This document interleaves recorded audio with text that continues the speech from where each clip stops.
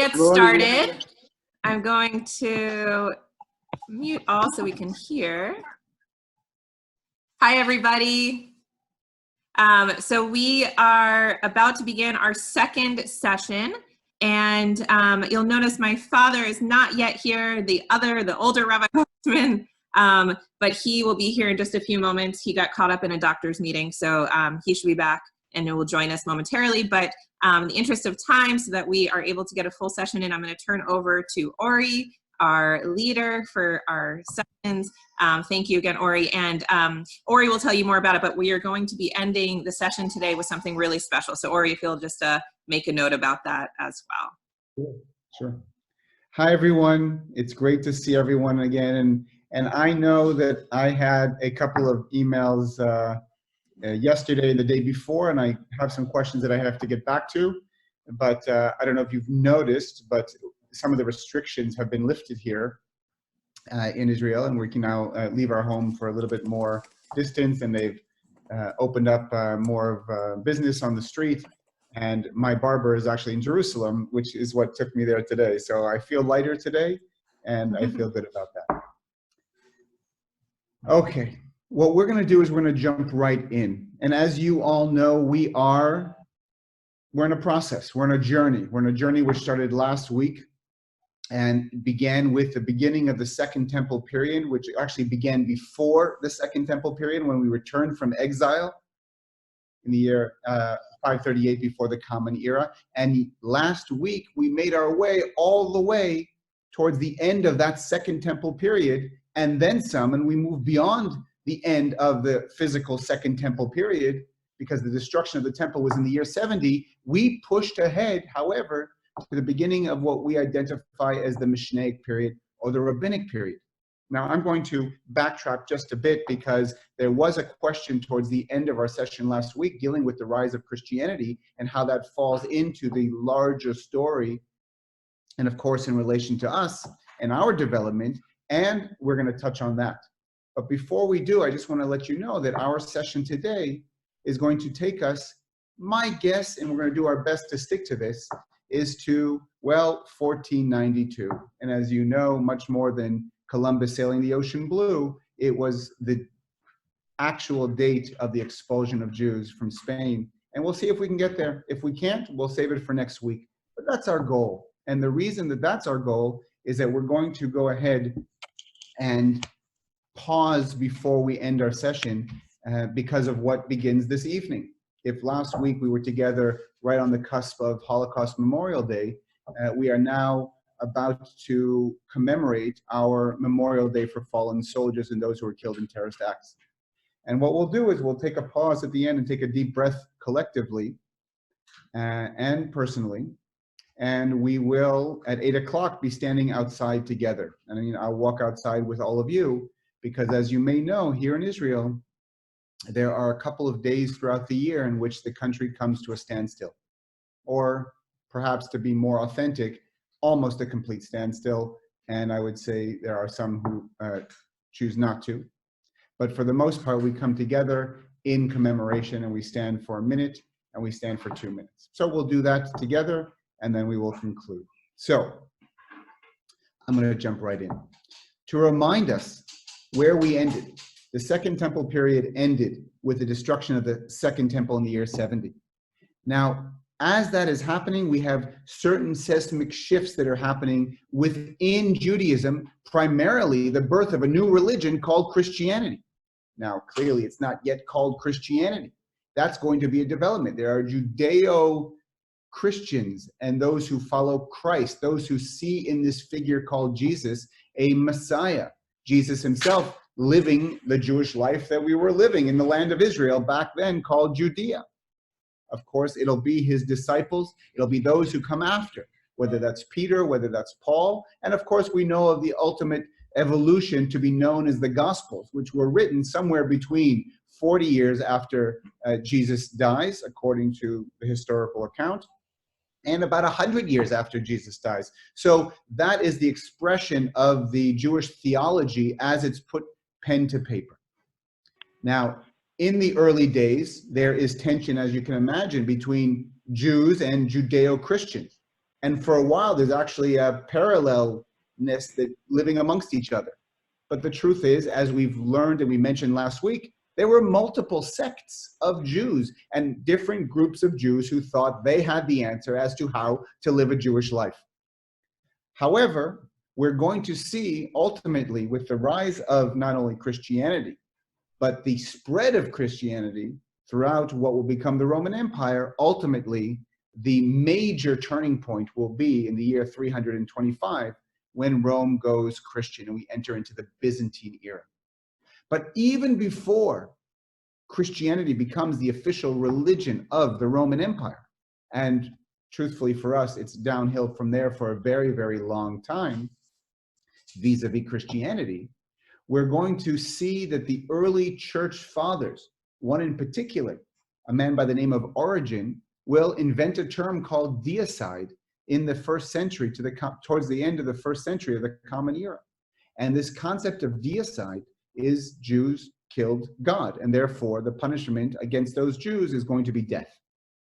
Now, this particular accusation will still stand, but the outcome of it will be mitigated by Augustine, who becomes known as Saint Augustine in the 4th century, and he says, actually, you know what, Jews don't have to be killed, but they will need to live by the sweat of their brow and be forced to accept the fact that they were wrong when they rejected Jesus. Now, this witness theory, as Augustine will later coin it, will be the basis of much of the challenge that we find ourselves in much of our existence throughout this period of time that we're speaking about today, and in truth, also next session as well, as we understand the immense challenge of being Jewish within the Christian world. Of the things that we will discuss today is what does it mean to be Jewish within the Muslim world? And the truth is, we always had it better under Muslims than we did under Christians for a very, very long time, even though it was challenging under Muslims as well. I'm going to begin by sharing my screen, and hopefully this is going to work. In an ideal world, it will. And we will begin by doing this. One second.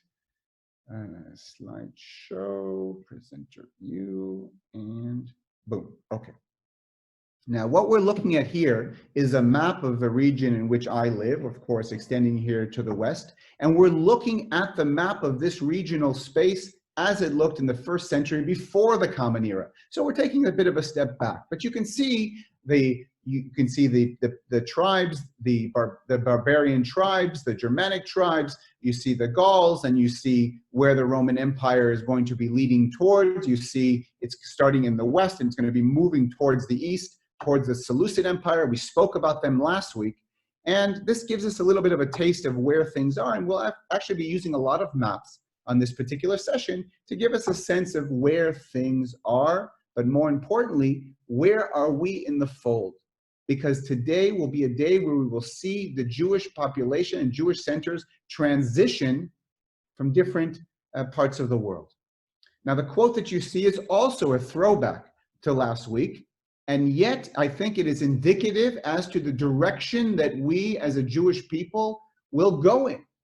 Because in fact, there are two main bodies of thought as how to respond to the Roman presence. We saw one, we spoke about it briefly last week, with the fall of Masada and the Zealots. And, well, to the victor go the spoils. And in this particular case, I'm not talking about a victor, the Romans. I'm talking about the victor, those Jews who chose a different path. And I won't be here right now to tell you whether those Zealots and Masada chose the right path, or that Yochanan ben Zakkai did when he had himself smuggled out of the city of Jerusalem under siege, going to the Romans, to Vespasian, and saying, we give up. Let me just take Yavne and her wise men and continue my Jewish life there. I think this particular quote of that's associated with Yochanan ben Zakkai is very telling.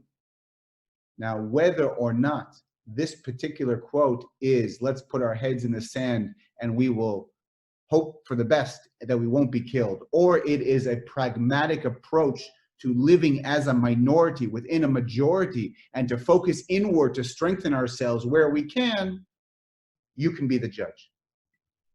Now, as we begin to see the shift of the Roman Empire, and as it expands throughout Europe. And we know of those battles that are going on. And anybody who ever saw that movie with Russell Crowe called Gladiator, that was about, I don't know, 15, 20 years ago, there's an opening scene where the Romans are battling one of these barbaric tribes. And you see the might of the Roman Empire. Now, it was that might that we rebelled once again so soon after the Great Revolt and the destruction of the Second Temple with the Bar Kokhba rebellion. And again, we mentioned this last week as well, when we spoke of Rabbi Akiva, the spiritual leader, and Shimon Bar Kokhba, the military leader. And between the years 132 and 135, in defiance of the decrees of Hadrian outlawing Judaism, we rose up and we fought back. And for 3 years held off the Romans until they brought not only the 6th Legion and the 10th Legion, there was also the 22nd Legion that came along. They were completely destroyed by us. But ultimately, cave to cave, and we were smoked out, and we were killed, and the rabbis are going to be killed, and Akiva will die on the stake in Caesarea, and not saving himself, he will rather say those words that we mentioned last week, Shema Yisrael, Adonai Eloheinu, Adonai Echad, Hear, O Israel, the Lord is our God, the Lord is one. Now, this will, on the one hand, produce almost 1 million Jews either killed or taken captive, but there's still going to be a core group of Jews in the land of Israel, and we will see the dynamics of that Jewish life in the land of Israel shift from the area of Yavne, which is just south of Jaffa. If you take a look at the map over here that I'm showing you, we can see the modern state of Israel. Tel Aviv is just about over here, and we're talking about Yavne, which is just down in this area. But that center of Jewish life, no longer in Jerusalem, is going to shift from this area and is going to make its way up to the lower Galilee area where I'm pointing to right now, and you can see on the camera. And it's going to make its way throughout the lower Galilee area to places like Usha and Shfar'am and Beit Sha'arim and Sipori, and eventually to Tiberias. As that center shifts place, we're going to see, and truthfully, we don't know if the Jewish center followed the Sanhedrin being the main body of Jewish leadership that ultimately will gain prominence with the fall of the temple. It already existed, but one of the magnificent things that Rabbi Yochanan ben Zakkai was able to do was to consolidate the power of the Sanhedrin to a point where it allows Jewish life to continue in a world in which there is no more temple. What do I mean?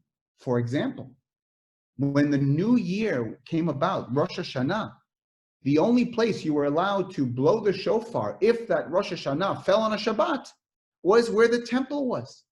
But there's no more temple, so what happens if Rosh Hashanah will fall on Shabbat? Where there is a Sanhedrin, that will be replacement of the temple, and we will blow the shofar in memory of that holy temple. So pragmatic, adapting, but not forgetting the past. And that was the tool that was going to be used to push the Jewish people forward. In the year 200 to the Common Era, that Jewish remnants of the rebellion that failed, the Bar Kokhba rebellion, will reach prominence again, will grow stronger, even if we're not living in Jerusalem. The Romans realize if we don't give the Jews a little bit more freedom, they can't pay their taxes. And within all of that, we begin to see the development of, I'm going to just get out of this because we don't need to see this just yet. We see the development of the oral law being written down. And that oral law started by that same rabbi who was burned at the stake at the end of the Bar Kokhba rebellion. He didn't start oral law, but he begins to organize it so that we can remember into different kinds of rules and regulations, those which we identify as halakha, commandments directly from the Torah that we understand as far as how to live our lives as Jews, and the agadah, the frame and the stories and the traditions which revolve around that. And ultimately, in the year 200 to the Common Era, it will be Rabbi Judah HaNasi, Rabbi Judah the Prince, the head of the Sanhedrin, that will collect all of that and we'll go ahead and begin to organize categorically all of these oral law and to write them down into what we call the Mishnah.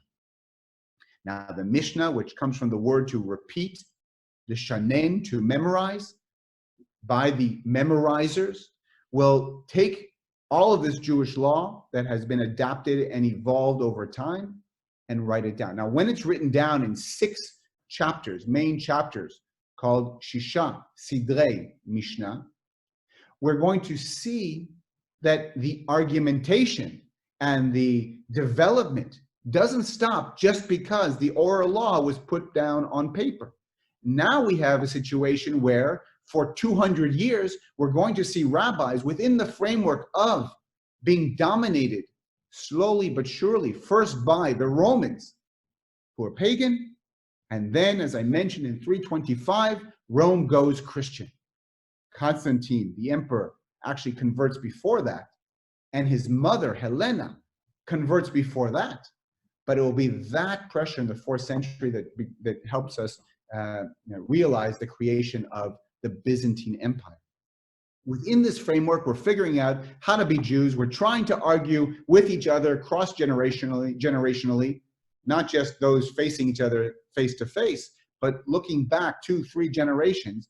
And as we continue to write in the margins of this Mishnah, ultimately the collection of these writings will develop as that same Sanhedrin, that body of Jewish leadership that travels from those various places in the lower Galilee that I mentioned, ultimately going from Ushan, Shfar'am, and Beit Sharim and Tzipori. Tzipori, by the way, in the lower Galilee is where, in the year 200, the Mishnah will have its final edit, and eventually to Tiberias on the shores of the Sea of Galilee. In the year 400, those musings, those writings, those additions that were in the margins will be collected into something called the Gemara. The Gemara, superimposed on the frame of the Mishnah, will give us the Talmud. Now, during that time, tensions building up between the Romans and the Jews, and then the Christians and the Jews here in the land, and that reaches a boiling point in the year 425 to the Common Era, when the Byzantine Empire will outlaw Jewish leadership in the land of Israel. Fortunately, we have always had a tag team effect of Jewish leadership, so that when it begins to fizzle out, the leadership in the land of Israel, there's already been a shift of the weight of Jewish thought and Jewish leadership to Babylon. And if we look for a moment, we'll just do this and share. And what you're looking at now is now the year 500. Just get this out of the way. 500 to the Common Era.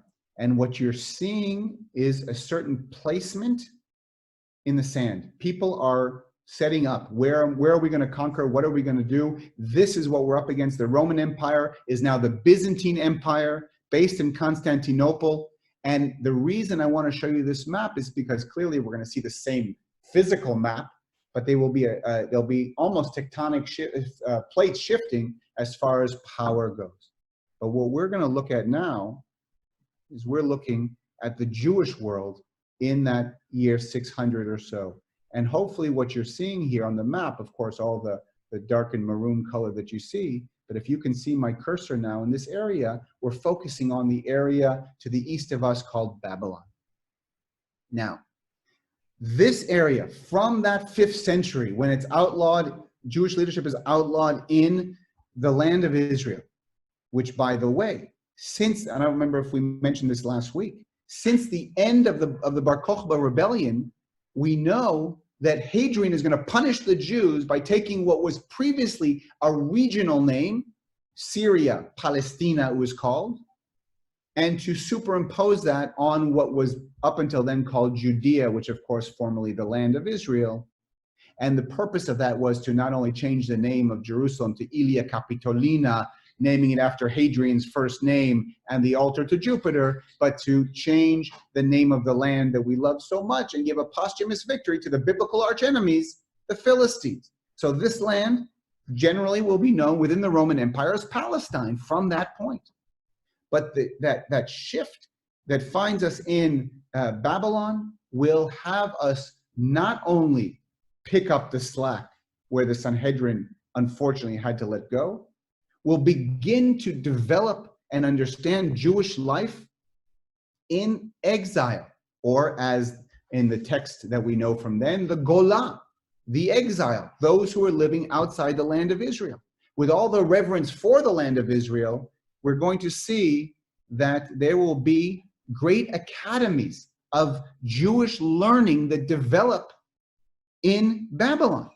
Sura, Nahardia, Pumpadita will be great centers of study, and the leadership that rises up in Babylon will adapt in tandem, for sure, but adapt Jewish life to the explanations needed and the arguments given to all of those generations before who wrote down the Mishnah, and they, around the year 500 to the Common Era, actually a little bit before, will have a final edit of the Babylonian Talmud. And both the Jerusalem Talmud, as it was called, even though it was edited in Tiberias, but making reference to Jerusalem because it was in the land of Israel, and the Babylonian Talmud will both be centered around the Mishnah. Every Talmud will have at its center, at its core of each page, the Hebrew writing of the Mishnah. And the Talmud will come and have the argumentation. And there will be a lot of parallels, but not everything is exactly the same. And sometimes, in fact, the Babylonians will look at a particular argument and have their own assessment of that argument. But the truth is that the Babylonian Talmud seems to have taken off as being the most prominent Talmud that Jews will refer to. And from this point on, the Talmud will be the key core text of the Jewish people, guiding us to a certain point, even more than the Bible itself. But the one that most will refer to is the Babylonian Talmud, because of the fact that most of our existence, the center of Jewish life, from this point on, will not be in the land of Israel. Now, Amram Gaon that you can see over here is one example of that Jewish leadership. Now, in Israel, those of you who have been know that you can have a whole Jewish history lesson at just looking at the street signs. And you can go through early Zionism, and you can go through the Middle Ages, and you can go through the Golden Age of Spain, and you can go through Babylon. And in this particular case, Amram Gaon, who around the year 800 was the last Gaon. The word Gaon literally means in Hebrew genius. But Gaon was a title given to the leadership of the Jewish people in Babylon. And they were responsible not just for the Jews in Babylon, but they were the heads of the diaspora. And they would respond to questions dealing with how do we live our lives as Jews. And around the year 800 or so, to the Common Era, Rav Amram Gaon, is going to get a letter from the Jews in Spain, which we'll talk about in just a moment. And they're asking them, how do we conduct our lives as Jews within that prayer space? How do we connect the dots in the service of prayer, now that we're living so far away? And it's going to be Amram Gaon who is going to be of the first who collect the prayers that have been developing over time, and ultimately create the main body of the Siddur as we know it today, the prayer book. Now, as we're looking at this particular map right now, we're seeing everything. You know what? I'm going to interrupt myself, and I want to be able to tell you something that, for me, it's important to understand for myself, and therefore I want to share it with you. As opposed to being able, which we did last week, of essentially going in one particular row straight ahead, each period of time unfolding, connecting to the next. The moment we begin to see ourselves leave the land of Israel under duress, we're going to find ourselves in multiple spokes of history. What do I mean? I mean, we're starting and we're going like this, and we're talking up to a certain point. And then we're going to come back and we're going to go, well, what happened there? And then we're going to overlap and go over there. Each spoke is a world in of its own. to go out and to talk about the Babylonian period of the great Geonim and what they were able to do in order to develop Judaism.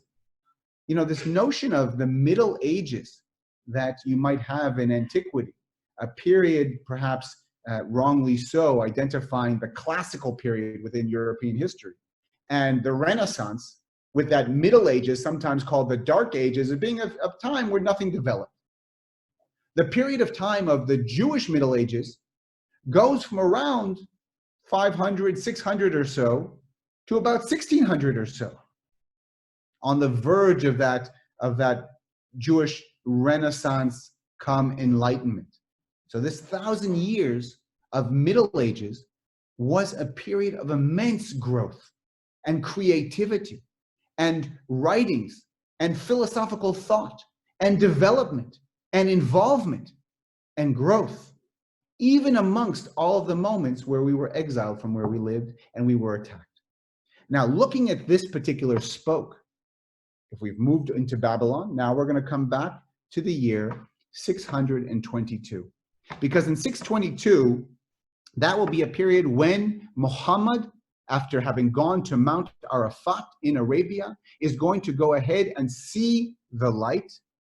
There will be an engagement by the angel Gabriel, bringing the words of God, of Allah, to Muhammad, who will then go ahead and spread the word of a new faith, that he is the final true prophet of God, to the folks who are living in Mecca. They are pagan Arabs. They don't accept what he has to say about monotheism. They chase him out of town, and he runs to Medina. And in Medina, he begins to create what he will call Ummah Islamiyah, a nation of Islam, in which he brings these people together to submit themselves to the one true God. And of course, he is able to pull them together under the knowledge, the umbrella knowledge of being a nation and not divided tribes.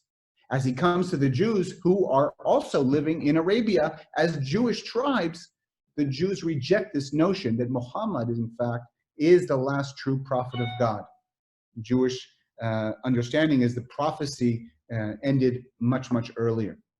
This, of course, does not sit well with these early Muslims, and those tribes that are living in Arabia, in Medina, that are Jewish will be completely destroyed by the Muslims who are there, who then return to Mecca, destroy Mecca, or conquer Mecca, and by the year 638 to the Common Era, will conquer all of the Middle East. And in fact, by 711, will expand all the way to Spain and beyond. And that's what we're looking at right now. For the first time since the days of Babylon and Persia, back when we were in exile, about 90% of the Jewish people will be living under one empire, which allows a lot of movement for freedom. Freedom in the sense of movement. Even though Jews in the beginning had a rough start with the Muslims will look to the Jews as people of the book, and therefore they will have a certain status called the Dhimmi status, which means a second-class status, no question, but they don't have to be destroyed. Now, this reality is in tandem with what's happening as we make our way through, Europe, as you can see over here, with the Roman Byzantine Empire, and the shifting and the tension now between the Roman Byzantines and the Muslims, the Christian world and the Muslims. But what we're also going to see is tension within the Christian world. And the tension within the Christian world is also going to affect the Jews, because we begin to see a Holy Roman Empire developing from around the year 800 or so. We begin to see a split in the church. And the split in the church is going to be both geographic, but it's also going to be theological. Whereas the Byzantine church, the later to be known as the Orthodox or the Eastern Orthodox Church, will understand God to be a single unity, and that Jesus and God are one in the same as far as their holiness. Whereas in the Western Church, Jesus will both be human and divine. And there's real tension theologically between these two different groups. But that tension is going to play out in just a short amount of time when we begin to see the aftermath of another seismic shift in Jewish leadership. When the Babylonian Jewish leadership begins to die down around the year 1000 to the Common Era, we're going to see once again that tag team effect. And what happens, we rise up in France, actually Germany and France. In the 11th century to the Common Era, there's going to be two figures. One is a guy in Germany by the name of Rabbi Gershon Meir Hagolah, literally Gershon, the light of the exile. And the second will be a guy in Troyes, France, by the name of Rabbi Shlomo Yitzchaki. And Rabbi Shlomo Yitzchaki is more commonly known, and that's the gentleman that you see in the image in front of you, as Rashi. And Rashi will be identified as one of the greatest commentators on the Tanakh, on the Bible.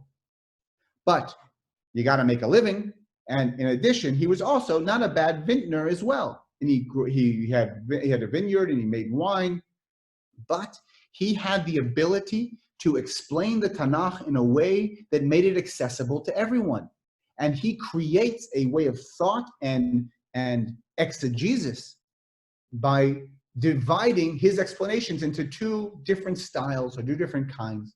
One is the more simplistic, not superficial, but simplistic in the sense that a more immediate response called pshat, which literally means the simple answer, and the more expansive, perhaps layered in depth, called the drush.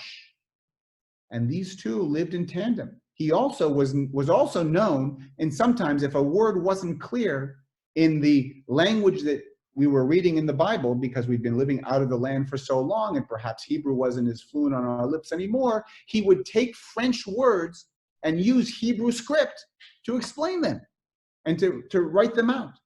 So he really was a man of the people. Sadly, he will die in 1104, but not before he begins to see the beginning of what is going to be the Crusades. Now, these Crusades, well, I think last week I might have mentioned once or twice these watershed moments. These Crusades will be a watershed moment. And I'm just going to remind us where we've come so far. We went from the Great Revolt to the Bar Kokhba Rebellion to the Mishnah being written and coming out of that, of those ashes and rising up to greatness and development until we were knocked down again and our leadership was sent to Babylon as it picked up over there. And then we're going to ultimately see in 1000 that comes to an end and we rise up somewhere else. And then in the year 1095, and you can read this excerpt from Pope Urban II, who in the name of his God and for the theology of Christianity is going to rile up the troops, and he's going to say, you need to follow God. And God is going to send you to save the baptismal font because of what those infidels are doing in the land, in the Holy Land. Are you with me? Of course we're with you. Can I hear an amen? And ultimately, this speech will move hundreds of thousands on a crusade that will begin in 1096. Now, even if you walked heel to toe from France all the way to the Holy Land, it would not take you the 3 years it took for the Crusades to arrive in the land of Israel. Why? Because along the way, those Crusades find infidels at home, the Jews. And we begin to see incredible mass massacres against the Jews. Now, Jews could always save themselves. All you had to do was to convert. By the way, we see this again and again and again throughout history, and we will, as we go forward, talk about the evolution of anti-Semitism, even though that term won't be a term until the latter part of the 19th century. But the anti-Jewish sentiment will, in fact, shatter the Jewish soul, if not the Jewish body. But there are those who are, on the one hand, ready and understand that perhaps life is more important than anything else and will, in fact, convert. And there were others who will enact an action called Kiddush Hashem, the sanctification of God's name, willing to accept death over life. Now, God forbid any one of us should say, oh, they did the right thing or they did the right thing. We have no idea. We weren't there. All we know is that some did this and some did that, and that is the reality that we're faced with.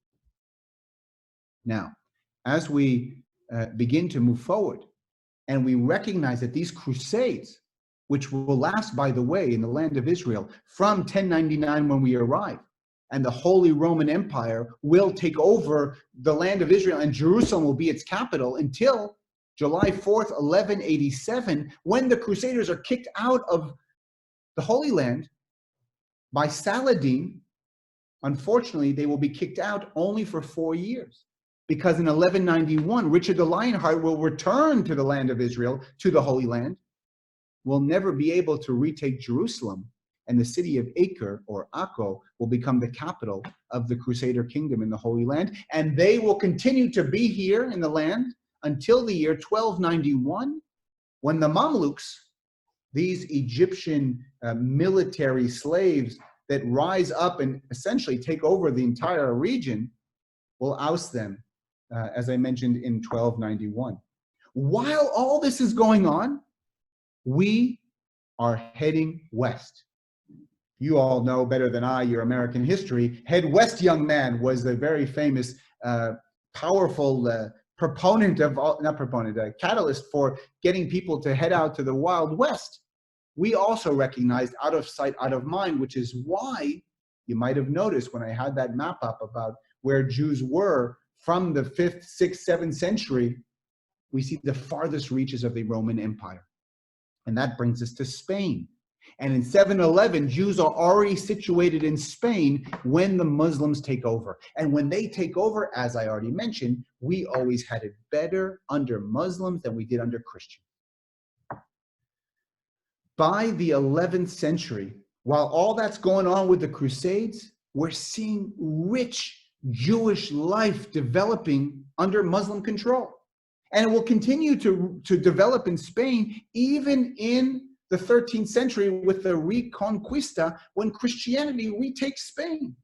And there's the battles between Muslims and the Christians.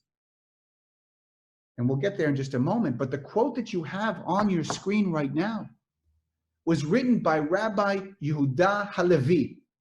And Rabbi Judah Halevi, a very famous rabbi and philosopher and writer, and he wrote a book called the Kuzari, and he is a poet.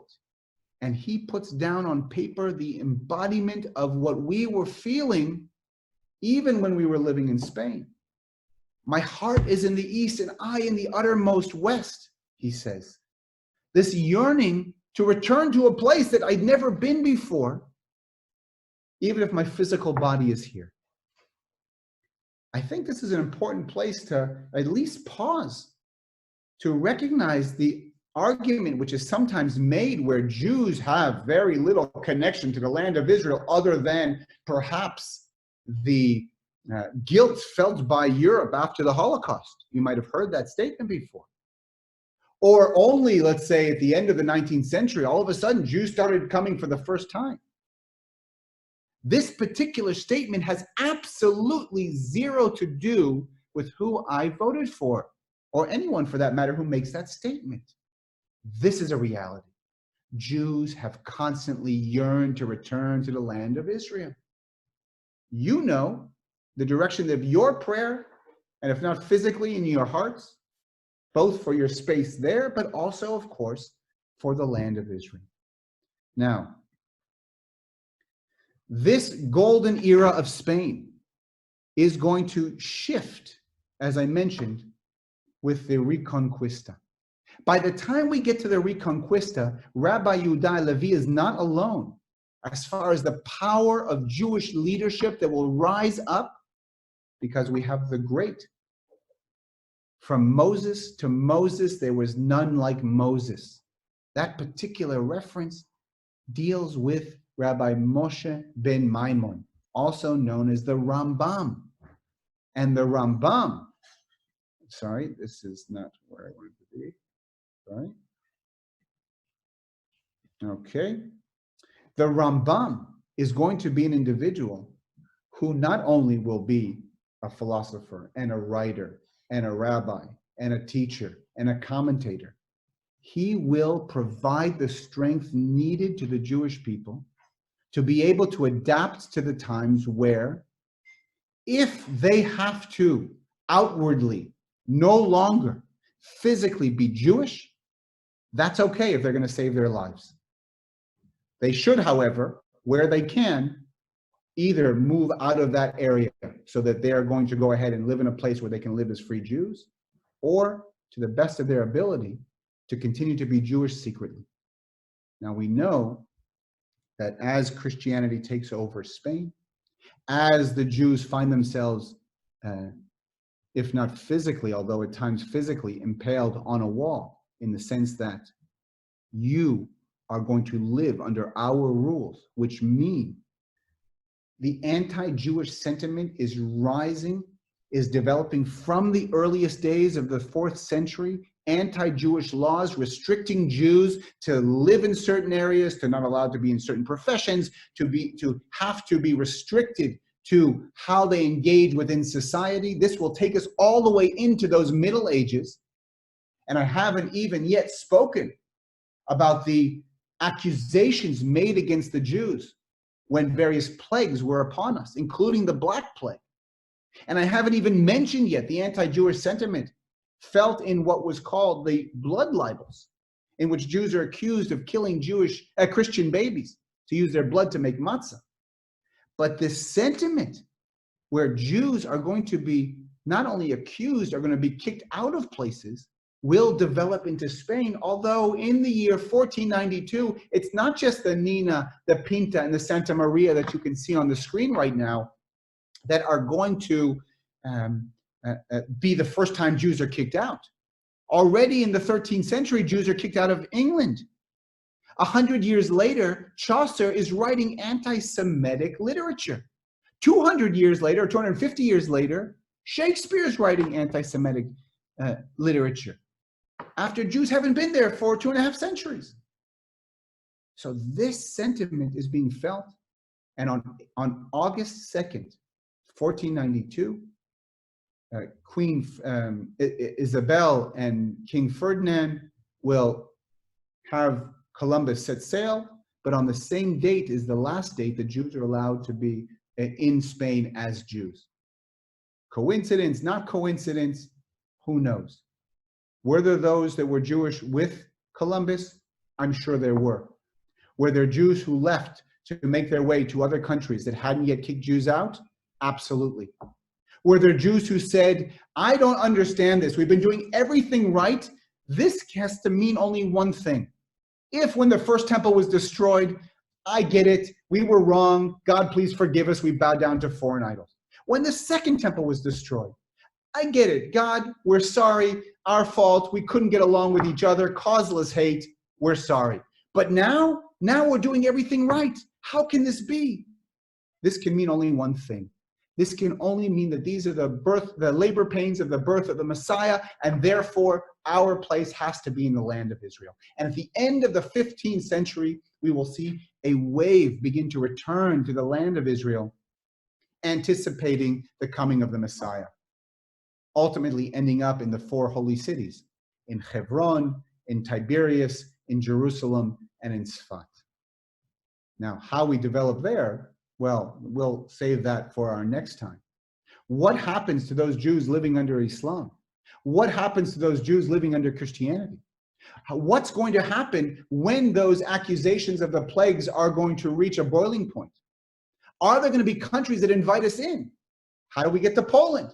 How do we get to Germany? How is that proof that, in fact, we are Germany and we are Poland living there for 700 years? Which, of course, I think will come to a good talking point when we reach the modern era. But all of that, which will take us through the Renaissance, and then the Emancipation and the Enlightenment, which of course opens the door to Zionism, will be things that we discuss next week. Before I shift gears, I want to see, we still have a few minutes before I do want to say a few words about Memorial Day. And Rabbi Boxman, do you see, are there any questions? You know what? I can just check real quick. Let me just check. I don't think there are any questions. We did have a request for a timeline. If maybe at some point this week you could send out. Oh, for sure. I will absolutely do that. Great. Okay, so then let me share a couple of things. First, I'm going to share my screen again, because in a moment I'm going to actually physically pick up the computer and walk outside with you. And what I want to show you is this. Okay. In about 10 minutes or so, there's going to be a siren that's heard outside. The siren commemorates our Memorial Day here in Israel. And to date, we are commemorating the memory of 23,814 fallen soldiers. This, however, does not include, however, the overall number as far as memorials go does include 33 injured soldiers who in the past year have died of their wounds. Since last Memorial Day, 42 soldiers died. Not all of them in battle, of course. And we're a small country. We're a small country, about 9 million people, a little bit more. And I would go out on a limb and say that there's very few people in the state of Israel, definitely amongst the Jewish population, but not only. We know there are populations within Israel who are not Jewish, who serve in the IDF. They're the Druze, D-R-U-Z-E, but they're also Muslims and Christians, Arabs, Palestinians, who are Israeli citizens who serve in the IDF. Now, they're a minority, no question, and that could be a conversation as we talk about the modern state of Israel. But Memorial Day is something which is felt throughout the country. And I don't want to be misleading. It's not that everybody stands at attention, even amongst the Jewish populations of Israel. But everybody, most people, have a story. What you see on the screen is an Israeli flag, which is on a burnt-out shell of a truck. And that burnt-out shell of a truck is found on the road to Jerusalem. And if you've made your way from Tel Aviv up to Jerusalem, you might have noticed as you enter in, if you make your way from the coastal plains, you'll see on the side of the road, the hills start to get a little wavy. That's called the Shfela, the foothills. It's actually where I live in Modi'in. And as you begin to ascend, you enter into what's called the Judean Mountains or the Judean Hills. Right at that transition from the foothills to the mountains, there's a valley that you enter. And that valley was a very dangerous spot in the War of Independence. In fact, our most combat soldiers were the truck drivers, the young men and women who were on top of those trucks and in those trucks that were bringing food and medicine, ammunition, water to besiege Jerusalem. And we'll have plenty of time to talk about the War of Independence. After the War of Independence was over, the decision was made to leave those trucks on the sides of the roads as a memorial.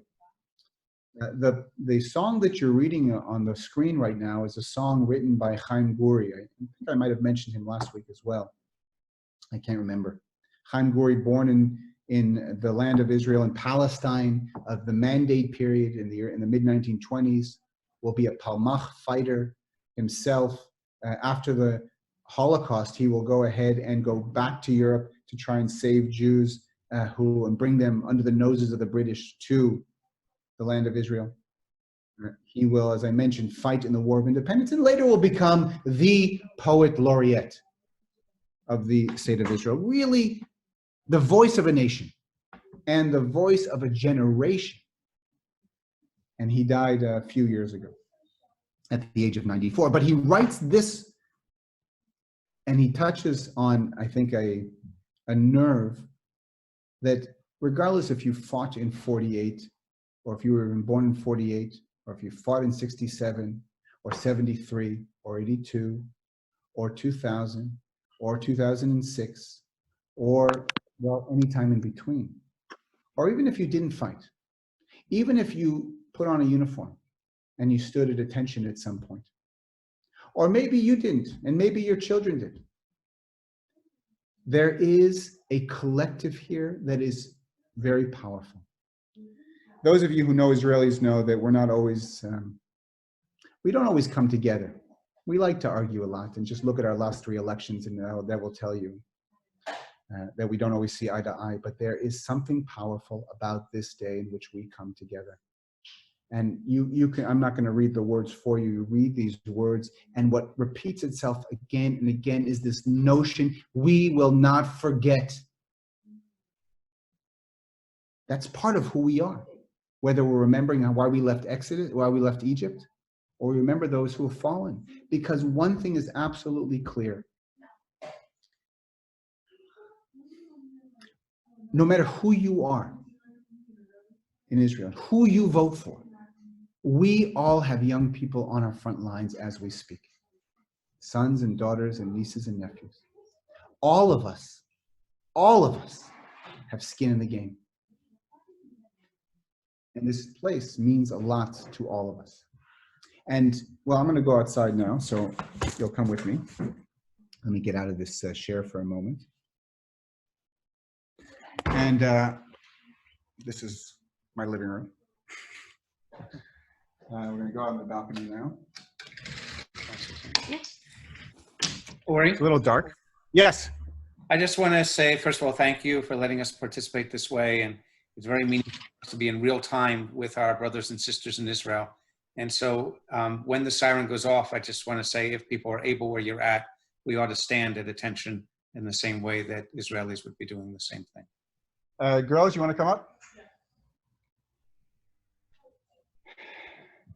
I know I didn't leave very much time for questions today. Sorry about that. But I'm happy, again, if rabbis, if you want to field any questions, email them to me. I have one that's still waiting for me to answer from yesterday, and I will send those back to you, and you can send them out. And also, I'll take care of that timeline for sure. Thank you. Just so you can see over here, this is, I don't know how clear it is, but this is the city of Modi'in. Yeah, we can see. Here. And Yeah. It's been pretty quiet. I don't know if anybody, oh, your moon isn't out yet. You don't see it, but I don't know if you can see the moon. Nice little sliver there. We just started the month. We just started the month of ER. So it's the 4th, so today's the 4th of ER. Yeah. We have an aroma cafe across the street, so that's always very important. I don't know if you can see that. These are 2 of my daughters over here. And Ori, will you tell us about... Shira. This is Shira, and this is Adi. Hello. Hi. Hi, Shira. Hi, Adi. Ariel, when were you here? What year were you here? On EIE? Yeah. 2002. Intifada? Yeah, 2002. The Intifada. Oh, wow. So you didn't see any of these guys. No, only I know you've Maytab. seen them since. Yeah, Maytab was your only daughter at that time. Yeah. I'm going to pay for this later. I'm going to pay for the comment, yeah. Right. And this is Meryl. Hi, Meryl. Nice to see you. Thanks for letting us be part of this. Is Maytab back on the base? She is back on the base, yeah. And this is her first year. She was in the Memorial Day last year, but this is her first year as a sergeant, as a commander for her soldiers. So it's actually going to be her and another sergeant who are on an outpost and 10 soldiers or 12 soldiers. So, you know, I think we all fall into this trap, and Ariel, I'm sure you can relate. I oftentimes hear my father in myself when I speak to my kids, and I find myself just very interested in how she's going to respond to her soldiers and what she is going to do with her soldiers, because there's a certain element of having to be detached enough to be able to be focused and to lead, and yet on the other hand, it can be very powerful being, you know, a year older than all of them, and even less sometimes, and still having to have this responsibility to be there, to be their commander, their teacher, it's quite amazing, I have to say. And this whole past year and a half that she's been in, I found myself in this place where I sometimes hear her talking to me about her experiences, and what I see is myself speaking, and it's an incredible place to be.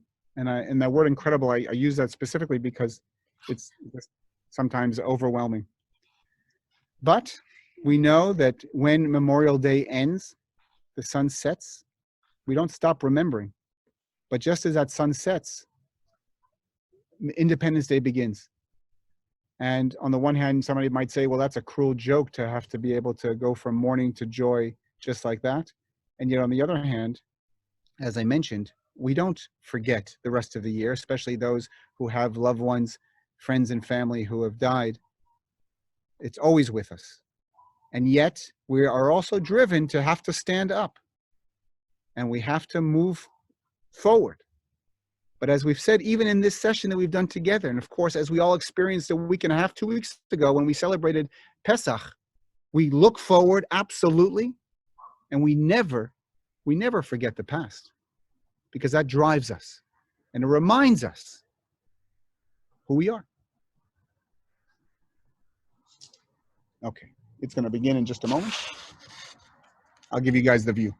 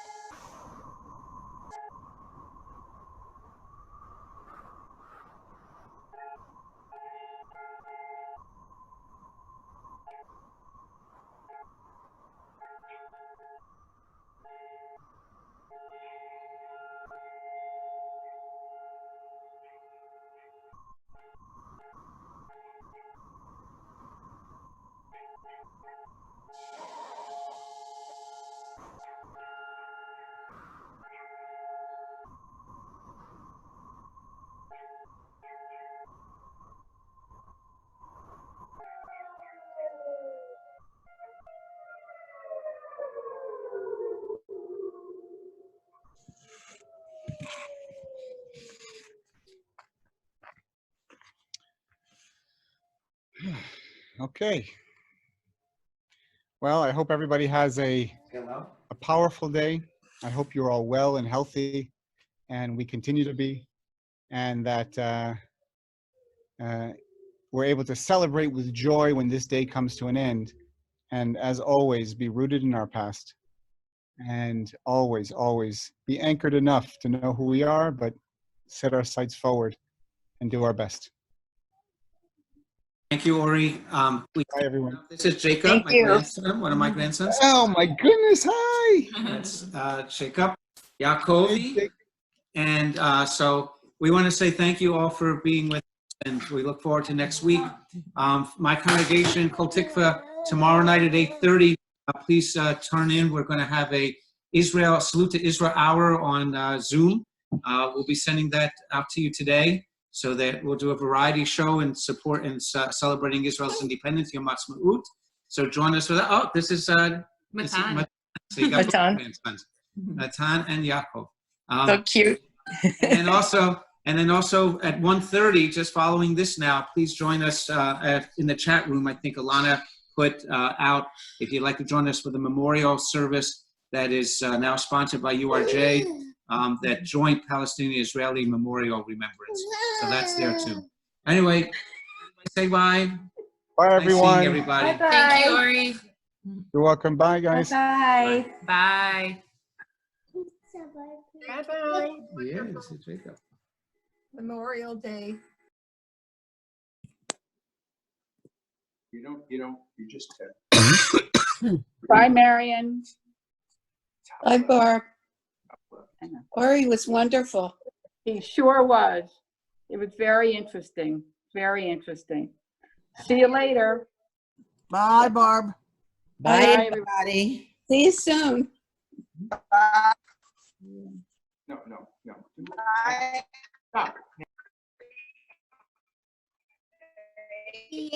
Say bye-bye, see you later.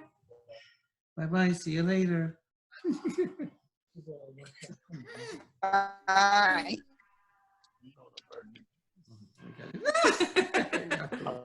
You're saying bye-bye to everyone? Good. So I'll go eat some lunch. Did you eat lunch yet?